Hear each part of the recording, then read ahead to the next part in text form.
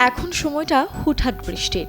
ভেজা মাটি, ময়লা ও আর্দ্রতার কারণে আমাদের শরীরে অনেকেরই হয় চুলকানি এবং জ্বালাপোড়ার মতো সমস্যা। এটি যেমন বিরক্তিজনক, তেমনি স্বাস্থ্যের জন্য ক্ষতিকর। তবে এর মধ্যে অন্যতম হলো বৃষ্টির পানি গায়ে লাগা। বৃষ্টির পানিতে ভেজার পর শরীর চুলকানোর পেছনে মূলত পরিবেশ দূষণ, বৃষ্টির প্রাণীর অম্লিক প্রকৃতি এবং ত্বকের অ্যালার্জিজনিত কারণ দায়ী। বৃষ্টিতে ভেজার পর দ্রুত সাধারণ পানি এবং সাবান দিয়ে শরীর ভালোভাবে ধুয়ে ফেলা উচিত। চুলকানি বেশি হলে ক্যালামাইন লোশন ব্যবহার করা যেতে পারে।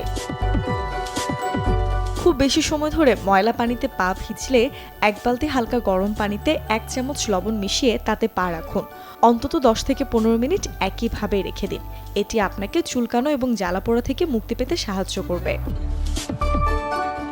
নিম পাতা পানিতে সেদ্ধ করে সেই পানি দিয়ে পা ধুয়ে নিন, এতেও আরাম পাবেন। নিমের অ্যান্টিব্যাকটেরিয়াল বৈশিষ্ট্য আছে যা সংক্রমণ দূর করে এবং চুলকানি থেকে মুক্তি দেয়।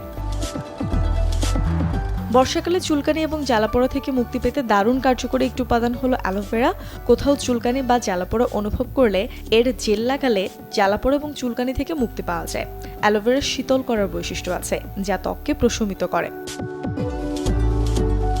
এছাড়াও বৃষ্টির পানিতে ভিজলে মাথার ময়লা জমে চুলকানি হতে পারে। তাছাড়া চুলও হারায় এর স্বাভাবিক উজ্জ্বলতা। তাই ময়লা পরিষ্কার করতে 1 মগ পানিতে 1 চা চামচ ভিনেগার মিশিয়ে চুল শ্যাম্পু করার পর লাগাতে পারেন। এতেও সারবে মাথার চুলকানি। Desk report, channel 24।